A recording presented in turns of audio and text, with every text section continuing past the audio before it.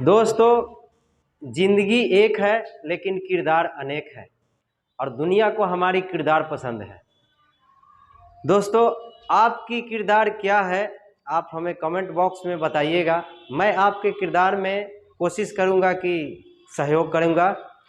दोस्तों, मैं अजय कुमार यादव आज मैं आपको क्लास 9th एवं 10th से संबंधित सवालों को हल करने का एक बहुत ही आसान तरीके से एक ट्रिक बताऊंगा और उस ट्रिक के ज़रिए आप 9th 10th या अन्य कोई भी competitive exam, railway, banking, SSC जो भी है, वो सब सवालों को इस टॉपिक के ज़रिए जो भी आएगा उसको आसानी से हल कर सकते हैं। तो चलिए अब हम लोग पढ़ते हैं एक्सरसाइज प्रश्नावली, इसी को बोलते हैं 1.1 यानी कि संख्या पद्धति का पहला एक्सरसाइज हम लोग पढ़ेंगे। क्लास 9th का है और ये 10th में भी काम आता है क्योंकि यही सेम चैप्टर आपको 10th में भी मिलेगा। तो ध्यान से पढ़िएगा और कंपटीशन के ख्याल से तो है ही। तो पहला सवाल हम लोग को एनसीईआरटी बुक से पढ़ा रहे हैं। एनसीईआरटी का सवाल जो है बहुत इंपॉर्टेंट होता है, परीक्षा में इसी से आता है। भले प्रैक्टिस करने के लिए कोई बुक से पढ़िए, लेकिन सवाल जो है एनसीईआरटी का ही परीक्षा में आता है। तो पहला सवाल है, क्या शून्य एक परिमेय संख्या है? बोल रहा है कि शून्य एक परिमेय संख्या है। तो हम पहले बता चुके हैं कि कौन से परिमेय संख्या है, कौन अपरिमेय संख्या होता है। उसके बाद बोल रहा है क्या इसे p/q के रूप में लिखा जा सकता है? यहाँ पे दिया है q नॉट इक्वल दे 0, मतलब q का मान जो है यानी नीचे जो मान रहेगा वो 0 नहीं रहेगा, क्योंकि 0 हो जाएगा तब तो परिमेय संख्या होगा ही नहीं, उसका मान अपरिमित हो जाएगा, अनंत हो जाएगा। उसके बाद बोल रहा है जहाँ p q क्या है, पूर्णांक संख्या है। तो पूर्णांक संख्या क्या होता है ये भी बताया है। अब चलिए तो समझते हैं। सबसे पहले देखिए, परिमेय संख्या वे होते हैं जो p/q के रूप में होता है, पहले बता चुके हैं। तो यहाँ पे लिखेंगे सबसे पहले तो बोल रहा है क्या शून्य एक परिमेय संख्या है? तो आप सॉल्यूशन करना है, इसको लिखेंगे हाँ। अब क्यों? तो देखिए, परिमेय संख्या बराबर होता है p/q। तो आप 0 लिखिएगा तो 0 के नीचे कुछ नहीं तो 1 होगा, फिर 0 लिखेंगे इसके नीचे कुछ नहीं तो क्या होगा? आप कोई भी संख्या लिख सकते हैं, लेकिन 0 क्या रहेगा, हमेशा ऊपर रहेगा। यहाँ कोई भी संख्या लिख दीजिए, 0 बटा कुछ भी अगर होगा तो क्या होगा, 0 ही होगा। इसके नीचे 1 तो होता ही है, ये पता है। आपको मन है कि कुछो लिखे तो कुछो लिख सकते हैं, क्योंकि 0 बटा कुछ भी 0 ही आता है। इस सब का मान क्या आएगा, 0 आएगा। तो परिमेय संख्या का मतलब होता है जो p/q के रूप में होना चाहिए और q का मान 0 नहीं होना चाहिए। तो p/q का मतलब होता है जैसे कि यहाँ p का मान क्या हो गया, 0, और q का मान क्या है, यहाँ 1 है, यहाँ 2 रखे हैं तो 2 है। तो देखिए q का मान यहाँ 0 हुआ, q का मतलब नीचे वाला, तो नीचे वाला तो 0 नहीं है। और वही पूछ रहा है कि q का मान 0 नहीं होना चाहिए। अगर 0 हो जाएगा तो फिर वो परिमेय संख्या नहीं, अनंत हो जाएगा, उसका मान अनगिनत हो जाता है। तो ये हम लोग का क्या है इस तरह का होगा, तो ये क्या हो जाएगा, परिमेय संख्या होगा। क्या इसे p/q के रूप में लिखा जा सकता है? तो हाँ, लिख सकते हैं। जैसे कि यहाँ पे देखिए लिखा हुआ है, ये कोई भी संख्या लिखेंगे, यहाँ कुछ भी लिख दीजिए जो p/q के रूप के होगा।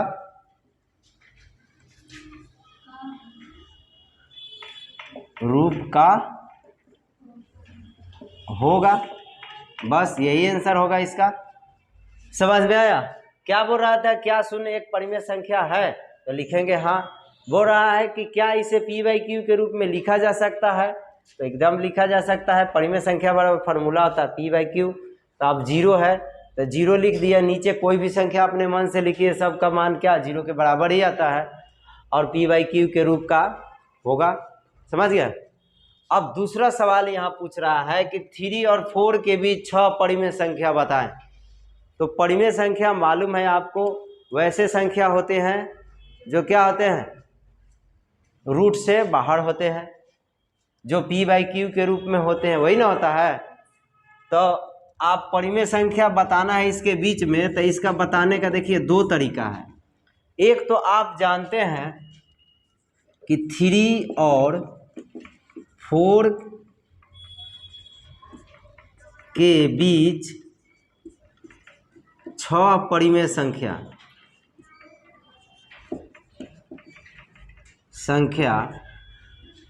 बराबर, सिंपल आप आंसर दे सकते हैं।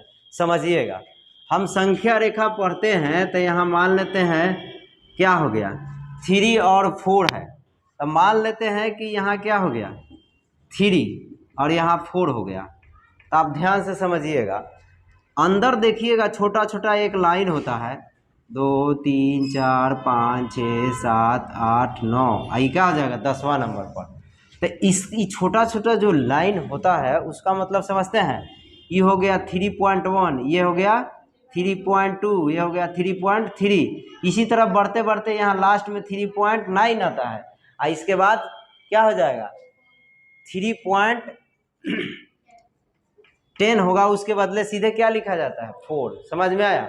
तो आप इसके बीच में ये जो संख्या आया है इसको भी लिख सकते हैं, क्योंकि इसके नीचे भी 1 होगा, किसी भी संख्या के नीचे 1 हो सकता है, और जब 1 हो जाएगा तो 3.1/1 लिखेंगे, तो ये p/q के रूप में तो है ही। बोलिए, q का मान क्या है 1 है, और p का मान क्या है 3,1। समझ में आया? तो ऐसे भी लिख सकते हैं, ये भी परिमेय संख्या हुआ। दूसरा भी तरीका है, लेकिन आपको आसानी से लिखना है तो ये भी लिख सकते हैं। तो कितना बताना है 6, तो 6 हो जाएगा तो आपको कितना हो जाएगा, एक हो जाएगा 3.1, 3.2, 3.3, 3.4, 3.5, 3.6, ये आंसर हो गया आपका 6 परिमेय संख्या हो गया। ऐसे भी सिंपल दे सकते हैं। एक दूसरा भी तरीका है, जैसे 3/4 यहाँ समझा देते हैं, यहाँ समझा देते हैं, ये आंसर आपका हो गया। ऐसे भी दे सकते हैं। देखिए यहाँ 3 है, तो आप 3 को ऐसे लिख सकते हैं, चलिए 4 को ऊपर नीचे से गुना करा देते हैं, अब काटेंगे तो फिर 3 आ जाएगा ना, 12 क्या हो गया 4। फिर एंड 4 को हम लिख सकते हैं 4 क्या 4, तो 16/4 होगा। तो नीचे देखिए दोनों में क्या है, सेम है, 4 है, और ऊपर इसमें क्या है 12 है, और यहाँ क्या है 16 है। अब बोलिएगा 4 से ही क्यों कराए, 2 से क्यों नहीं कराए, 8 से क्यों नहीं कराए? करा सकते हैं, आपका मर्जी। दोनों में हम सेम संख्या से ऊपर नीचे गुना करा सकते हैं। समझ में आया? ऐसे सवाल के लिए तो अब देखिए नीचे दोनों क्या है, सेम है, काटेंगे तो फिर वही आ जाएगा, दोनों का वही आ जाएगा, असली रूप आ जाएगा। तो आपको बताना क्या है, इसके बीच का संख्या बताना है 3 और 4 के, तो ऐसे भी निकाल सकते हैं। तो आप बताइए, नीचे वाला सेम है तो 12 और 16 के बीच कौन कौन संख्या होगा, 13, 14, 15, यही ना होगा। और आगे चाहिए, 6 गुना पूछ रहा है, तो और आगे चाहिए तो चलिए और भी गुना करा दीजिए, फिर 4 से करा दीजिए ऊपर नीचे गुना, वो आपका मर्जी, 2 से भी करा सकते हैं, लेकिन उसके बीच में 6 गो आना चाहिए ना। नहीं आएगा तो फिर 2 से कराना पड़ेगा, फिर 3 से, 2 से, कुछों से कराते जा सकते हैं, आपका मर्जी, जहाँ तक कराइए। जब तक आपका उसके बीच का संख्या सब नहीं मिल जाता है, करा सकते हैं, जितना से भी गुना करा सकते हैं, लेकिन याद रखना है कि दोनों में उतना ही से ऊपर नीचे गुना कराएंगे, यानी कि दोनों का नीचे वाला जो संख्या है वो सेम रहना चाहिए। समझ गए? तो चलिए अब करा देंगे तो बड़चौक 48 हो जाएगा, नीचे क्या हो जाएगा 16, आई 16 4 को क्या हो जाएगा 64, और नीचे क्या हो जाएगा 16। तो देखिए दोनों में नीचे सेम है। अब हमको ऊपर वाला को खाली देखना है, यहाँ क्या 48, इतना क्या है 64। अब इसके बीच में तो ढेर सारा संख्या होगा, नहीं होगा, लेकिन हमको 6 गो लिखना है, कोई 6 गो लिख दीजिए। तो क्या लिखेंगे, 3 और 4 के बीच 6 परिमेय संख्या, इस समझाने के लिए बता रहा है। परिमेय संख्या बोलिए कौन कौन होगा, आप बताइए। 48 है तो क्या हो जाएगा 49, और नीचे 16 ही रहेगा, फिर 50। अब इसको काट के आप छोटा कर सकते हैं, आपका मर्जी। अब 50 और 16 है तो ये तो कटेगा, तो 25 क्या आ जाएगा 8, तो वो भी लिख सकते हैं, ऐसे भी लिखेंगे। चलिए फिर क्या हो जाएगा 51/16, जो नहीं कटने वाला वैसे छोड़ देंगे, होगा ना जी 52/16। 53 भी लिख सकते हैं, 54 भी लिखिए, 55, 56 कोई लिख दीजिए। 64 से पहले और 48 के बाद कोई भी 6 को लिख दीजिए, जरूरी नहीं कि रेगुलर लिखेंगे, 55 बटा क्या लिख दीजिए 16, 60 बटा क्या लिख दीजिए 16। आपको 6 को पुराना है, कोई 6 को लिख दो, समझ में आया। तो ऐसे भी लिख सकते हैं और ऐसे भी लिख सकते हैं। अब जो आसान लगता है वो अपना सीख लीजिए, तरीका है। एक और तरीका है, कई एक तरीका है, लेकिन उतना जानने से क्या फायदा, आपको सवाल भी बनाना है क्योंकि समय वहाँ मिलता है, समझ गए। चलिए सेम इसी तरह हम लोग को ये मिटा देते हैं। सेम आपका सवाल जो है ये 3 नंबर पे है, देखिए 3 नंबर, 3/5 और 4/5 के बीच 5 परिमेय संख्या बताना है। ध्यान से समझिएगा, सोल्व लिखेंगे क्योंकि एक्सरसाइज यानी कि प्रश्नावली 1.1 में 4 ही सवाल है और चारों सवाल बहुत बहुत दमदार है। परीक्षा में हमेशा कोई ना कोई इसमें से आता ही है, ये फिक्स है। आप दीजिएगा एग्जाम, देख लीजिएगा। चलो तो क्या बोल रहा है, 3/5 और 4/5 के बीच 5 परिमेय संख्या बताइए। आप बताइए, दोनों संख्या में नीचे 5 है, यानी क्यू क्या है 5 है, ऊपर क्या है 3, उसके बाद क्या है 4।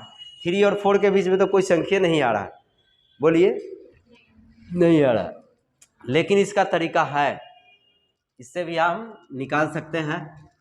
तो चलिए अभी क्या बताएं कि ऊपर नीचे गुना करा के निकाल सकते हैं, तो वैसे भी निकाल सकते हैं और ऐसे भी निकाल सकते हैं, वो आपका मर्जी। तो चलिए जब ऐसे निकालना है तो क्या कीजिएगा, इसमें भाग दे दीजिए।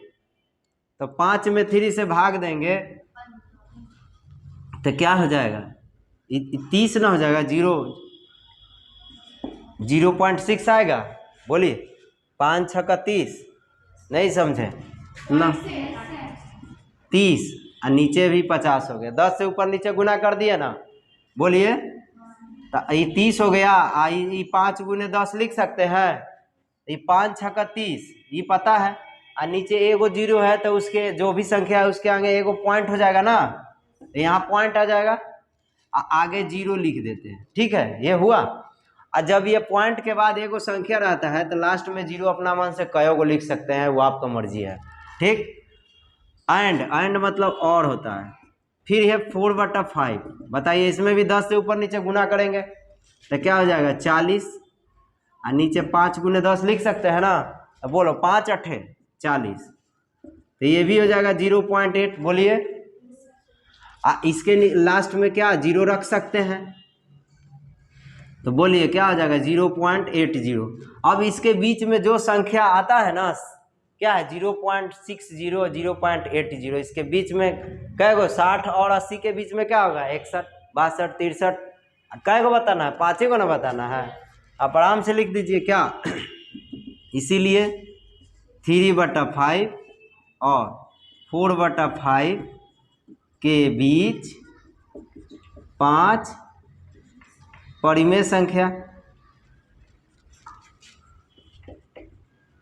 संख्या बराबर, बोलिए क्या हो जाएगा 0.61 0.62 0.63 0.64। रेगुलर कोई ज़रूरी नहीं है, हम बतावे किए कि आपका मर्जी, 0.66 भी लिख सकते हैं। क्या गो 1 2 3 4 5 हो गया ना जी। 0.77 भी लिख सकते हैं, 0.73 भी लिख सकते हैं, बस 0.80 से क्या होना चाहिए पहले आना चाहिए, समझ गए। तो ऐसे भी आप आंसर दे सकते हैं। एक तरीका बतेवे किए थे कि गुना करके ला सकते हैं, तो दूसरी तरीका क्या है सेकंड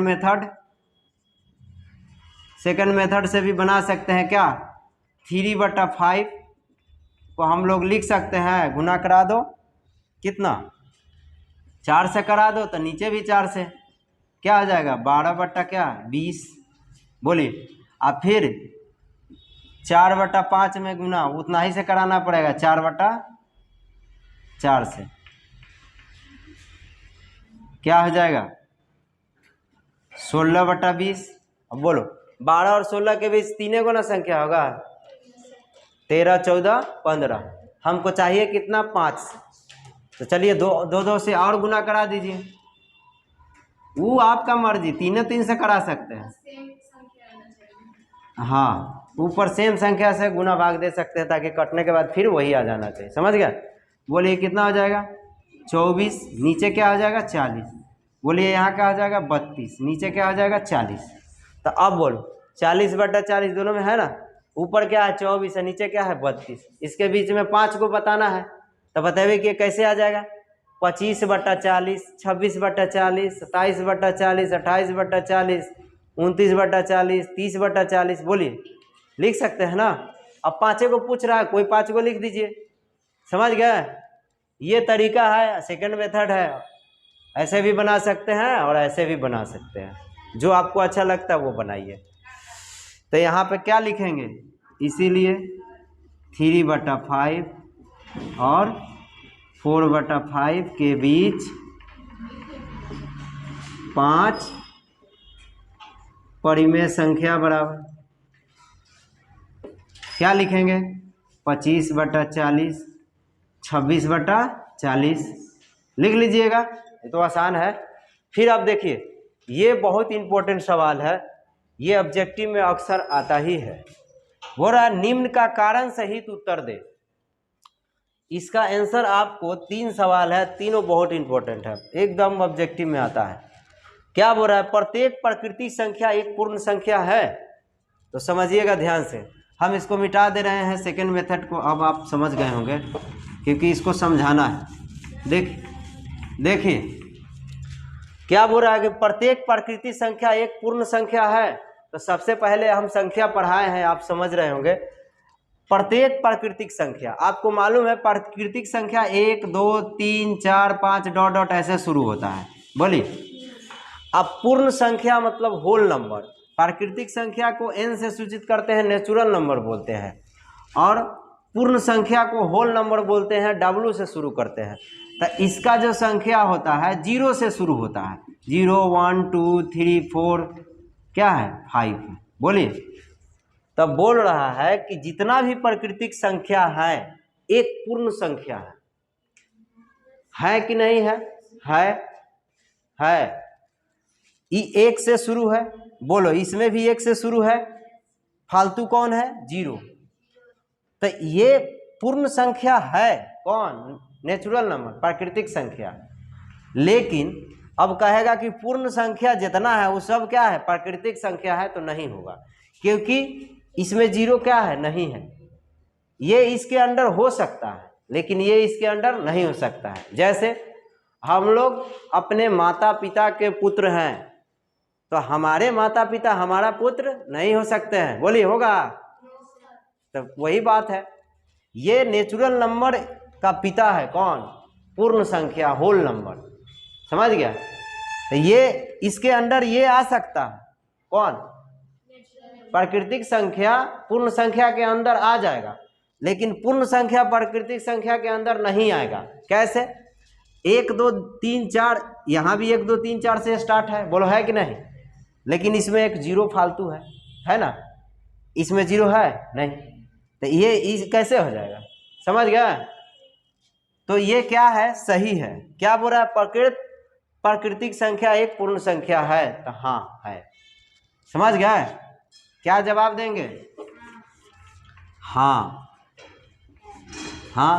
अब बोल रहा है कारण सहित लिखिए, तो क्या लिखेंगे? क्योंकि, बोलिए, क्योंकि प्राकृतिक संख्या पूर्ण संख्या के अंतर्गत आते हैं, माने अंदर में ही आते हैं। क्योंकि प्राकृतिक संख्या पूर्ण संख्या के अंतर्गत आते हैं।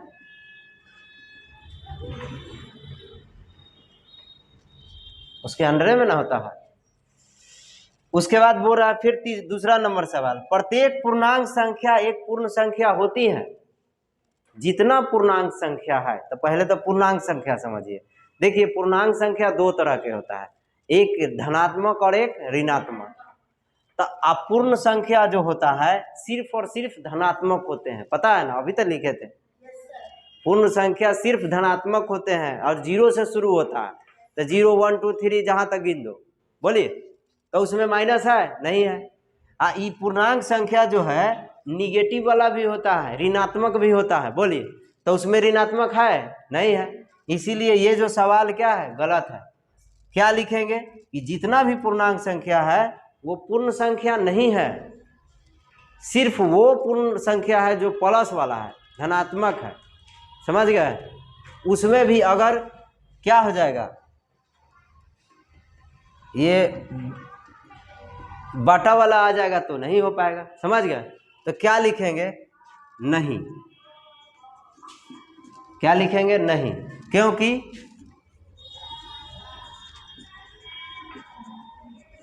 पूर्णांक संख्या ऋणात्मक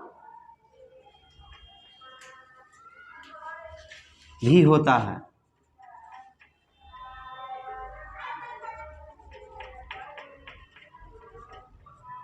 समझ गए?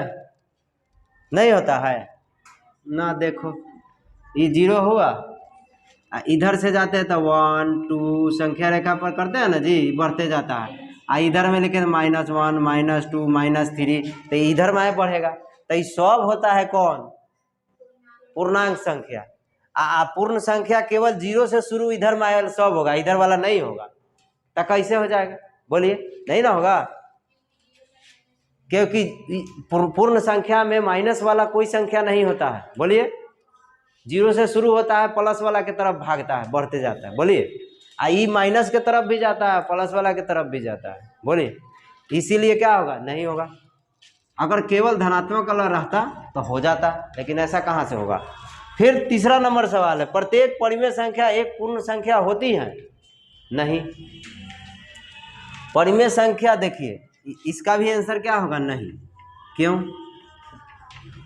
पहले तो पूर्ण संख्या जो भी होता है वो 0 1 2 3, पहले ये समझ लीजिए, 5 ... होता है। बोलिए, और ये परिमेय संख्या जो होता है 4/5 2/3, और माइनस में भी होता है, प्लस में भी होता है। तो ये पूर्ण संख्या बटा में होता है? नहीं। उसके नीचे एक हो सकता है, एक तो सभी संख्या के नीचे होता है, लेकिन ये 4/5 हो जाएगा तब इसके अंदर आया? नहीं। इसीलिए क्या लिखेंगे? नहीं। अब क्योंकि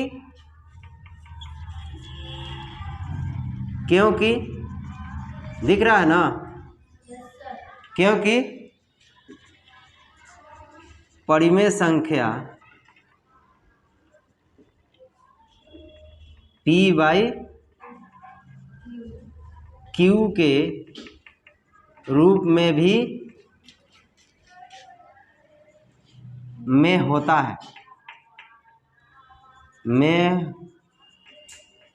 होता है, जैसे दे दीजिए, परिमेय संख्या 2 4 भी हो सकता है, 0 भी हो सकता है। जितना पूर्ण संख्या होता है वो सब परिमेय संख्या है, लेकिन कुछ ऐसे भी परिमेय संख्या है जो पूर्ण संख्या नहीं है। जैसे अभी क्या बताएं, जैसे देखिए, अब 3/5 है, तो ये पूर्ण संख्या है? नहीं है, लेकिन परिमेय संख्या है। जितना भी पूर्ण संख्या है वो सब परिमेय संख्या है, सब है, लेकिन कुछ और भी परिमेय संख्या है जो पूर्ण संख्या नहीं है। जैसे ये देखिए, है? नहीं है। तब इस तरह का जो संख्या रहेगा वो पूर्ण संख्या क्या होगा? नहीं होगा, परिमेय संख्या होगा।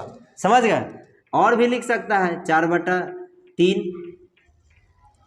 5/7। बोलिए, समझ गए? तो हम क्या बताए अभी कि जितना भी पूर्ण संख्या है वो सब परिमेय संख्या हो सकता है, लेकिन इसके अलावा भी कुछ और भी परिमेय संख्या है जो पूर्ण संख्या नहीं होता है। पूर्ण संख्या अभी ना बताए, 0 1 2 3 ... शुरू होता है। बोलिए, होता है ना।